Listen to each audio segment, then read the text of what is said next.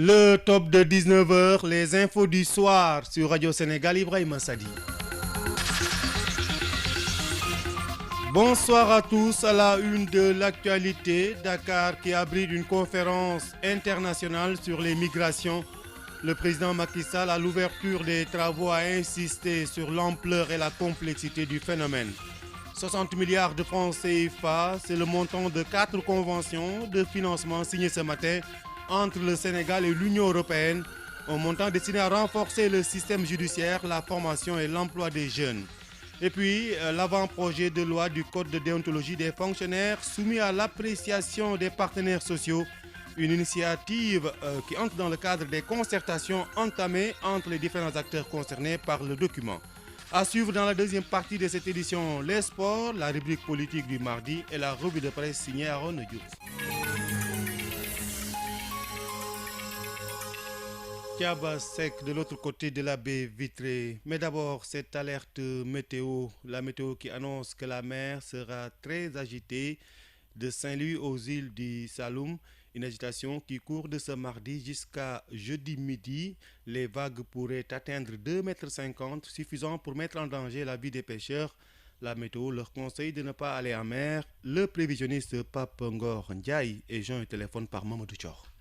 On a émis une alerte pour faire part d'une houle dangereuse au niveau des côtes sénégalaises, précisément sur la grande côte de Saint-Louis à Dakar, et aussi au niveau de la petite côte vers Mbour et les îles Sine Saloum. C'est un avis qui est actuellement en cours, qui a débuté le mardi à 12h et qui va persister jusqu'au jeudi, donc jeudi à 12h. Donc. Et c'est une houle de secteur nord-ouest, donc provenant de l'Atlantique Nord, qui pourra dépasser une hauteur de 2,5 mètres. C'est une hauteur assez significative, d'où l'alerte qui a été émise par la météo. Donc de Saint-Louis aux îles du Saloum, que recommandez-vous aux pêcheurs? Dans ces conditions, vu que l'alerte a atteint un seuil d'alerte, donc nous les recommandons de s'abstenir d'aller en mer jusqu'à ce que la situation puisse se stabiliser. C'est vers l'après-midi du jeudi que la situation va se stabiliser.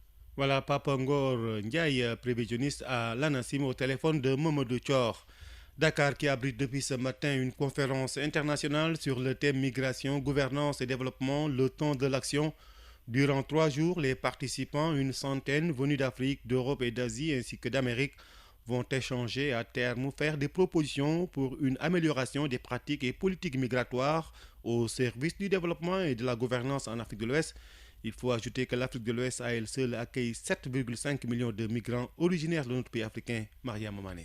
Les migrations constituent aujourd'hui un enjeu majeur et critique dans les politiques et programmes de promotion du développement socio-économique.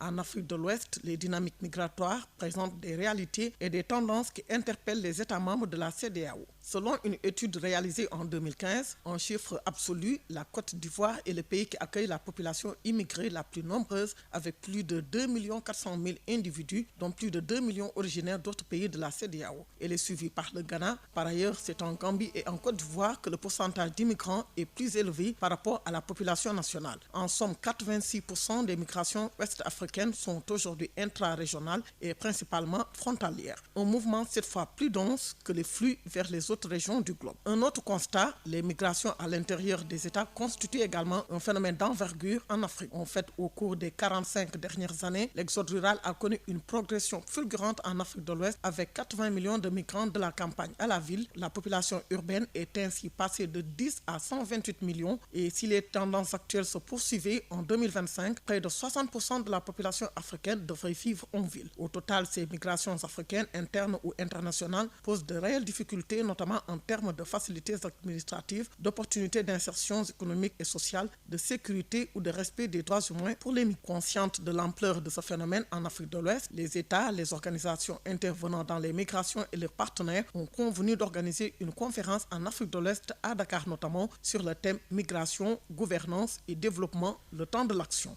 Les précisions de Mariam Mané. Il faut également ajouter que cette conférence de Dakar devra permettre de contribuer à éclairer les choix politiques. Il faut dire que la question migratoire fait partie de l'actualité. La nouveauté, c'est l'ampleur et la complexité du phénomène selon le président Macky Sall. Nous l'écoutons. La question migratoire fait assurément partie des sujets d'actualité qui occupent le devant de la scène ces dernières années. Ce qui est nouveau, c'est l'ampleur du phénomène. et la complexité des problèmes qui lui sont connexes, notamment les réseaux de migration clandestine, la criminalité transfrontalière, les trafics de tout genre et malheureusement les pertes en vies humaines par milliers, voire par centaines de milliers. Mais il nous faut en même temps clarifier les données du problème. Le phénomène migratoire n'est pas un mouvement à sens unique. Si l'Afrique est une terre de départ, elle est aussi une terre d'accueil de communautés africaines et non africaines. Cela mérite d'être rappelé parce qu'on l'occulte trop souvent. Et contrairement aux idées reçues, la première destination des migrants africains, on l'a dit, c'est d'abord l'Afrique. Ce n'est pas une excuse, parce que même les 15% qui vont en Europe, si nous pourrions les retenir, nous allions les retenir. Donc nous devons travailler ensemble pour réduire encore ce pourcentage et créer l'emploi en Afrique, puisque c'est à nous de développer le continent.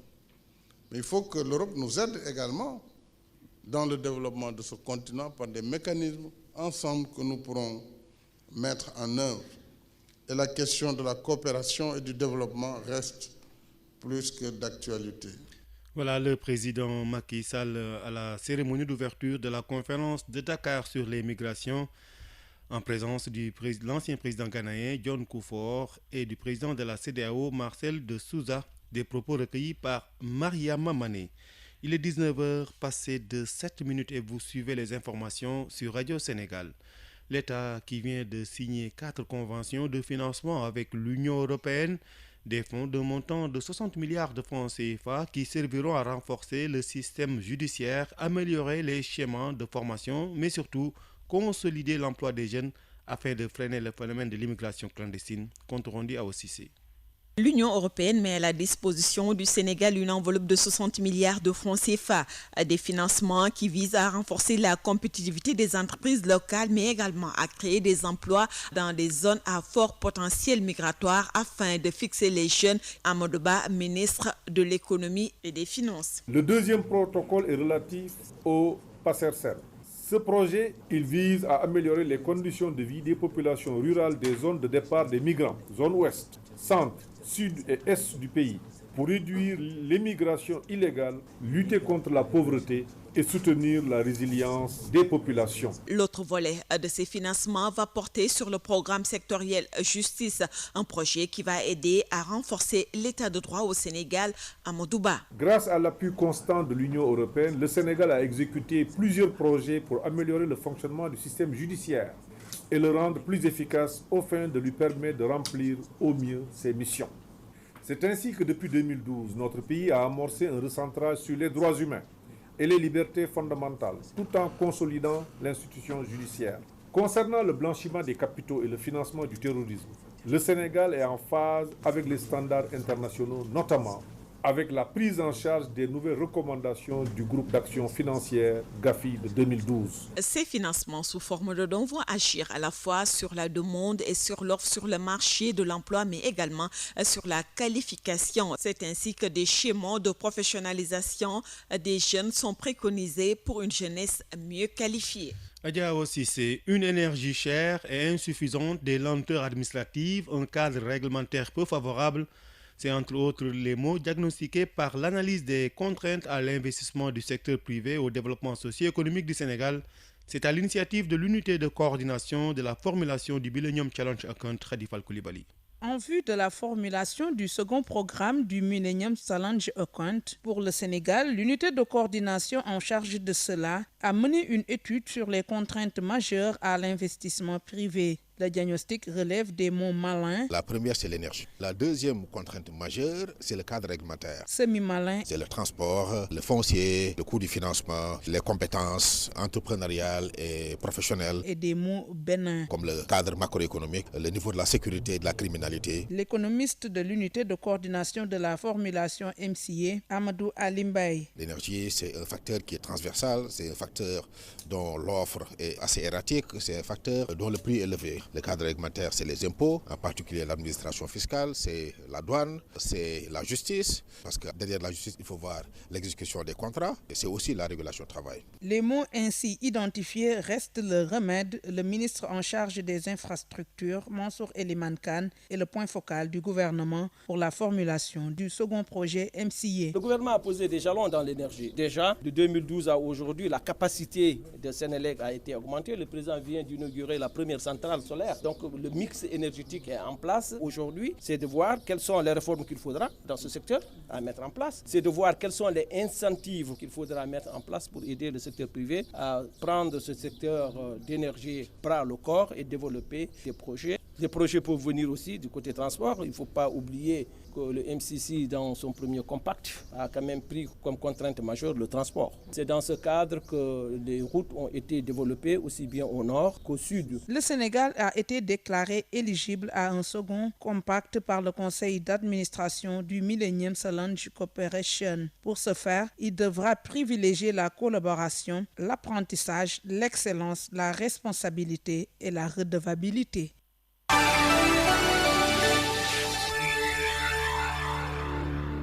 19h10, vous suivez les informations sur Radio Sénégal. Les partenaires sociaux partagent ce mardi l'avant-projet de loi du Code de déontologie générale des agents publics. C'est dans le cadre des concertations entamées avec les différents acteurs concernés par ce document en cours d'élaboration. Elisabeth Agnessar. Lors du Forum national de l'administration tenu au mois d'avril dernier, le chef de l'État avait réaffirmé sa volonté de faire de la modernisation de l'administration le quatrième pilier des réformes qu'il a entamées, ce qui passe par doter le Sénégal d'un code déontologique général des agents publics actualisé et renforcer le texte de référence qu'est le statut général des fonctionnaires et en démontrer ses limites. Le processus a ainsi été lancé par le Premier ministre avec la mise en place d'un comité de pilotage. Le magistrat Cheikh Léon fait partie. Un comité de pilotage a été institué par un arrêté de M. le Premier ministre en date du 9 juillet 2015. À l'issue de ces travaux, un texte dit avant-projet de code général de déontologie des agents publics a été proposé. L'exercice de ce mardi consiste à partager cette première mouture avec les différents partenaires sociaux pour recueillir les préoccupations des uns et des autres. Viviane Bampassi, ministre en charge de la fonction publique. Vous êtes invité par vos observations et suggestions d'amélioration à prendre une part active à la construction d'un instrument juridique à travers lequel l'administration, les agents publics que vous êtes, les citoyens, les usagers et autres partenaires sociaux se reconnaîtront pour cultiver entre eux des rapports harmonieux et plus efficaces. Le processus va se poursuivre puisqu'après les partenaires sociaux, ce sera au tour des usagers et des membres de la société civile de partager le document. L'objectif est de boucler les concertations d'ici fin novembre pour aller vers l'adoption du document avant la fin de l'année.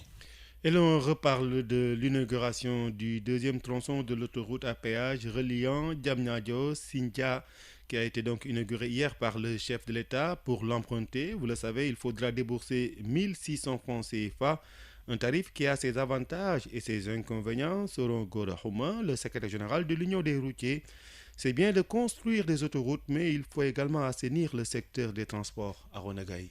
C'est fait. Le tronçon de l'autoroute à péage Diamniadio-Sindian est fonctionnel depuis hier et pour le secrétaire général de l'Union des routiers du Sénégal, Gora Houma, c'est un gain de temps énorme. Je ne fais que saluer vraiment cette ouverture, parce que qui le transport dit fluidité. Ce qui nous intéresse, c'est de faire des va-et-vient dans la rapidité, dans le confort et la sécurité. 36 km entre Diamniadio et Sindian et pour l'emprunter, il faut payer 1600 francs, un prix diversement apprécié par le secrétaire général de l'Union des routiers du Sénégal. Ce prix est cher et n'est pas cher. Est cher dans la mesure où que le transport du Sénégal ne marche pas bien. Je te donne un exemple tout simplement, puisqu'il y a une discrimination au niveau du transport, puisque les camions maliens qui sont au niveau du phosphate de Dandori font le transport interne, or qu'ils ne doivent pas le faire. Et d'autres facteurs aussi. Le transport routier est trop malade, donc on demande vraiment de chercher des remèdes pour pouvoir s'en sortir. D'ici à 2019, le président Macky Sall promet 221 km d'autoroute. C'est bien, note le secrétaire général de l'Union des routiers du Sénégal. Mais selon Gora Houma, il faut assainir le secteur. Le marché est basculé vers les fraudeurs. Je veux dire les fraudeurs, ceux qui n'ont pas le droit de le faire. Le transport a basculé à ces gens-là. Donc l'État doit prendre la responsabilité de régulariser le transport. Il y avait 1000 autoroutes, c'est bon, mais tant que notre travail aussi n'est pas émergé, donc ce Avec l'ouverture du tronçon Diamniadio-Sindian, il faut désormais 3 000 francs pour emprunter l'autoroute à péage de Dakar à Sindian en aller simple. Un prix jugé exorbitant par plusieurs usagers de l'autoroute à péage. Effectivement, nombreux sont les Sénégalais qui trouvent le péage onéreux. C'est aussi l'avis du député Benno Bokk Yakaar, Cheikh Oumar Sy, qui appelle à révision des contrats de concession pour appliquer un péage au kilomètre. Cheikh Oumar Sy était interrogé par Khali Amadou Narfal. Je commence d'abord par féliciter le chef de l'État pour avoir inauguré le tronçon. Il reste toutefois, à mon avis, que le prix pouvait être revu encore plus à la baisse. 3 000 francs pour un tronçon de 60 km, je crois que c'est cher. Le problème au niveau de l'autoroute à péage, c'est que c'est à l'entrée. Nous devions, par exemple, tous les gens qui doivent utiliser ce tronçon-là, prendre un ticket à l'entrée et à la sortie payer le nombre de kilomètres qu'on a parcouru. Vous entrez à partir de Dakar pour aller vers Diamniadio, vous sortez à Diamniadio, vous payez 250 francs. Donc un péage au kilomètre. Oui, le péage au kilomètre, comme ça se fait dans beaucoup de pays, mais vous allez au Maroc, vous faites presque 250 km pour moins de 1000 francs ou 1500 francs. Chaque année, à chaque fois que la session a eu lieu dans la commission technique ou plurielle, les députés l'ont soulevé, la cherté de l'autoroute à péage. Je dois juste prendre un ticket à l'entrée et à la sortie, payer le kilomètre que j'ai parcouru. Je salue l'esprit, je salue aussi l'investissement qui a été fait, mais il faut se rappeler que c'est l'État du Sénégal qui a investi 70% dans cette autoroute à péage-là. Et on donne une concession à une entreprise qui va prendre nos ressources et les amener à l'extérieur. Aujourd'hui, nous avons les entreprises capables et qui ont les moyens d'exploiter et de construire ces autoroutes-là. Voilà, c'était le député Cheikh Oumar Sy, député du groupe Benno Bokk Yakaar, interrogé par Ali Amadou Narfal. L'autoroute à péage donc est un exemple de réussite de partenariat public-privé. Le projet est même cité en exemple dans le monde, un projet qui pourrait servir d'exemple en Afrique. C'est l'avis de Abdou Diaw, chargé des PPP à l'APIX, au téléphone de Cheikh Diop. Dans toutes les rencontres internationales, aussi bien en Afrique que dans le monde, c'est un projet qui est vu comme effectivement un modèle de réussite en matière de partenariat public-privé. Il faut savoir que ce mécanisme est assez nouveau au Sénégal parce que depuis le début des années 2000, où le Sénégal a fait une réforme importante pour promouvoir ce mécanisme de partenariat public-privé, on est un peu pionnier en Afrique parce qu'à l'époque, il n'y avait que l'Afrique du Sud, entre autres, qui disposait d'un cadre pour promouvoir ces mécanismes. Et donc, le Sénégal est un peu pionnier. Et ce projet autoroute est un peu vu aujourd'hui partout à travers le monde comme un modèle de réussite du point de vue de son envergure parce que, je dois le dire, c'est le premier projet PPP dans le secteur des transports en Afrique aérienne. Voilà, Abdou Diaw, chargé des projets partenariats public-privé au sein de l'APIX. Autre chose maintenant, la radiodiffusion, télévision du Sénégal, bientôt mieux outillée pour une connaissance solide et fiable du marché médiatique sénégalais. Une rencontre entre les autorités de la RTS et celles de Médiatri France vient de se tenir à cet effet dans les locaux de la RTS. C'est un compte rendu de Jean-Baptiste Sané. La rencontre entre les autorités de la radiodiffusion télévision du Sénégal, RTS, et celle de Médiatri France était axée sur les études de mesures d'audience, aussi bien à la télévision comme à la radio. Pascal Joseph sur le sujet de la rencontre. Pour pousser des solutions modernes en matière de mesure de l'audience de la radio et de la télévision, qui est un moyen de créer davantage de confiance dans le marché entre les médias, les annonceurs, les agences de publicité et le public. Ce sujet de la rencontre est d'un grand intérêt pour les autorités de la RTS. Omar Ngueban est le directeur commercial. L'intérêt, il est double. Déjà, au niveau de la publicité, ça nous permettra de revisiter la grille tarifaire parce qu'on aura toutes les informations au jour le jour, je peux même dire à temps réel, sur les produits que nous vendons. Ça, c'est un intérêt. L'autre intérêt, c'est par rapport aussi à la grille des programmes. Aujourd'hui, avec ce système qu'ils ont présenté, ça nous permettra chaque matin de savoir exactement ce que vaut chaque émission qui est passée à la télévision ou bien à la radio sénégalaise. C'est une mesure de notation qui vient à point nommé et je pense qu'on va s'entendre sur l'essentiel, notamment le prix, pour démarrer ça le plus rapidement possible. Pour Arnaud Anobik, en charge du développement des activités de médiatrie pour l'Afrique, c'est un combat de tous les jours. Les apports de la mesure d'audience pour l'ensemble de l'économie des médias, que l'on parle des acteurs privés ou que l'on parle des acteurs publics. Les autorités de la RTS ont accueilli avec beaucoup d'intérêt ce projet pour positionner leur organe dans cet univers concurrentiel.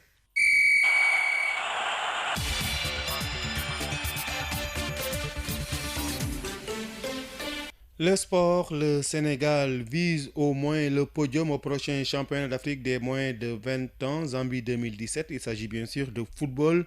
C'est l'objectif fixé par la fédération protégée de Joseph Koto, vice-champion d'Afrique en titre et 4e au dernier mondial de la catégorie. Une préparation digne de ce nom est également envisagée selon le chargé de la petite catégorie à la Fédération sénégalaise de football, Mbaye Diouf Dia, au téléphone de Benoît Badiane. Je crois qu'aujourd'hui, si on est vice-champion d'Afrique, 4e au niveau mondial, la préparation doit s'adapter à notre exigence. Et je crois qu'aujourd'hui, nous sommes dans le quota des clubs les plus huppés.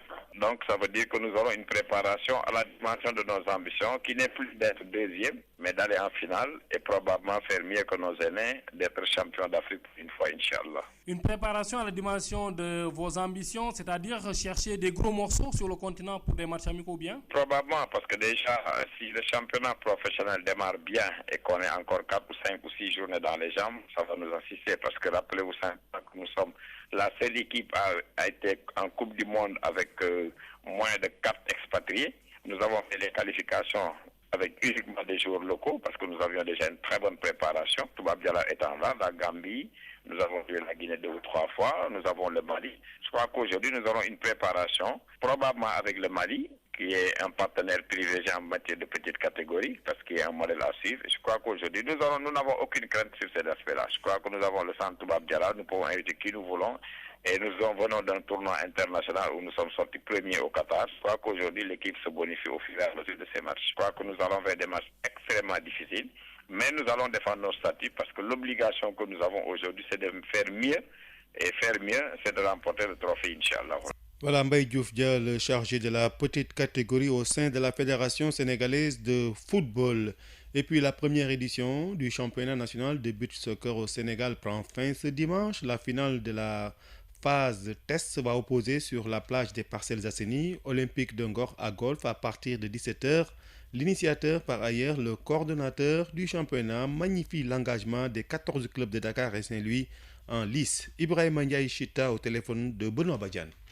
Vraiment, ce n'était pas évident au début. Il faut remercier quand même le président de la fédération et les membres du comité exécutif qui ont accepté que cela se fasse, parce que ce n'était pas du tout facile. Mais par la grâce de Dieu, nous sommes juste au terme de ce championnat. Ce n'était pas du tout facile. Qu'est-ce qui bloquait? Parce que depuis 2008, moi, j'ai couru derrière ce championnat-là et il manquait juste une volonté. Ce n'était pas du tout évident et ce n'était pas du tout facile. Des jeunes qui ont toujours l'habitude de jouer un tournoi, ils organisent un championnat qui demande quand même une certaine rigueur. Mais finalement, les gens ont bien compris. Nous aussi, on a imposé notre rigueur, particulièrement moi. Par la grâce de Dieu, avec des organisateurs vraiment rigoureux, nous sommes parvenus à organiser un championnat. Et le niveau? C'était tout à fait normal. Au début, c'était un peu faible. Mais au fil des matchs, surtout les matchs retour, je me suis rendu compte que vraiment le niveau a beaucoup évolué. Et ça, vraiment, il faut remercier d'abord les responsables des équipes parce qu'ils n'avaient pas le matériel pédagogique qu'il fallait. Le ballon de but, s'ils voyaient ça, c'est juste pendant les matchs. Donc, si ces garçons parviennent quand même à faire des performances pareilles, surtout pendant les matchs retour et les quarts de finale demain, je dis bravo aux responsables de ces équipes-là et à ces garçons-là. Et justement, au niveau de l'organisation des matchs, ça a été comment à Dakar et à Saint-Louis? Est-ce que tous les dispositifs étaient en place? Est-ce que le règlement? On a été tellement rigoureux, particulièrement sur le règlement. Et même des fois, il y a eu un peu de souplesse. Parce que c'était un début. Il ne fallait pas toujours tirer sur la corde pour la programmation et l'organisation.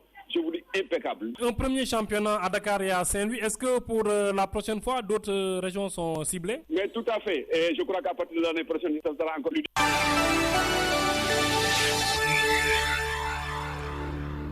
La rubrique politique du mardi consacrée à la refonte partielle du fichier électoral qui divise opposition et majorité, la confirmation et la radiation constituent les principaux points de désaccord pour l'opposition. Voilà une disposition du code qui constitue un frein pour la démocratie sénégalaise.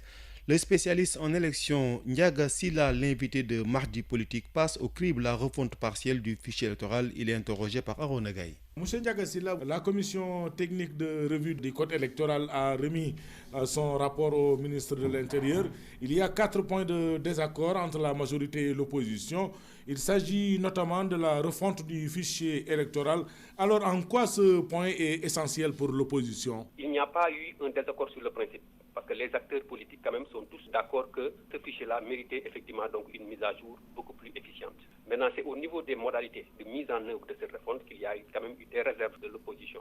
Justement, quelles sont ces modalités? L'opposition a émis des réserves sur justement le principe de la confirmation et sur la radiation d'office. Maintenant, moi j'estime que au fond, ce n'est pas fondamentalement une divergence. Dès l'instant qu'on s'accorde sur le principe de la refonte, encore faudrait-il savoir qu'est-ce qu'une refonte justement du fichier.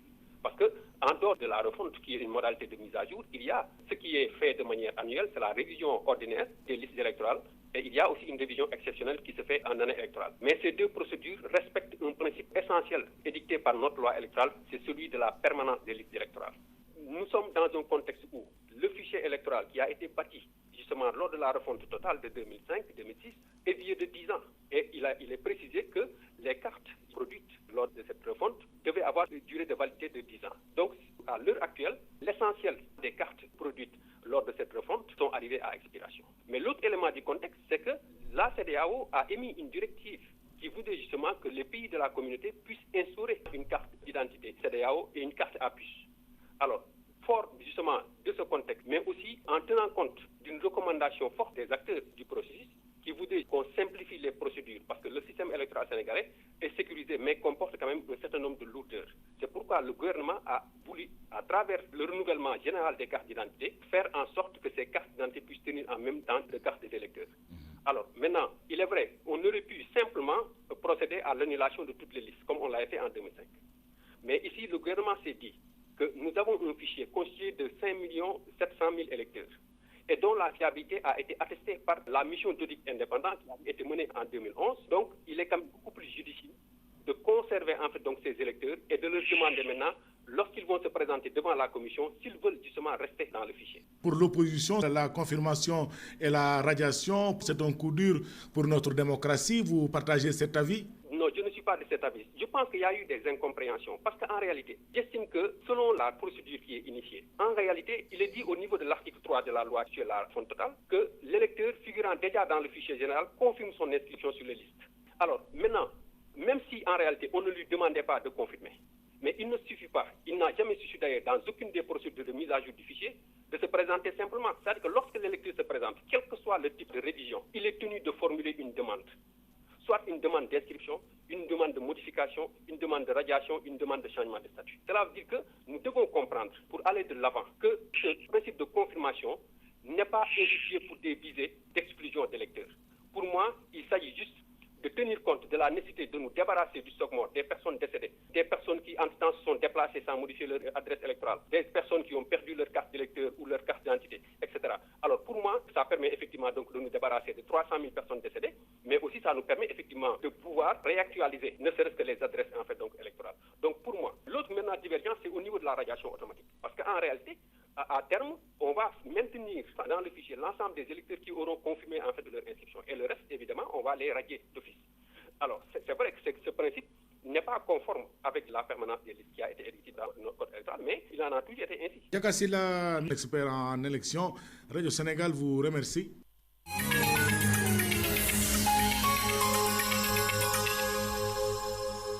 Le dernier élément de cette édition, la revue de presse d'Arona Diouf. Réalisation d'autoroute d'ici 2019, Macky Sall se fixe un objectif de 221 km. Le chef de l'État qui présidait hier l'inauguration de l'axe Diamniadio à IBD Sindia a décliné son ambition en termes d'infrastructures autoroutières, indique le quotidien. Macky Sall à cette inauguration justement qui estime dans les colonnes de l'Observateur quotidien que le péage n'est pas une option mais plutôt une nécessité. Le chef de l'État qui enchaîne dans le quotidien exhortant les populations à participer à l'effort national de paiement de la dette contractée par la réalisation de l'autoroute à péage. Notre pays donc se félicite. Le Soleil qui entre dans l'ère des autoroutes modernes, ce qui est de l'avis de Macky Sall un jalon de notre marche résolue vers le Sénégal émergent. Macky Sall à Diamniadio hier, son premier ministre attendu à l'Assemblée nationale ce jeudi justement. De mes confrères s'intéressent à ce sujet aujourd'hui. Le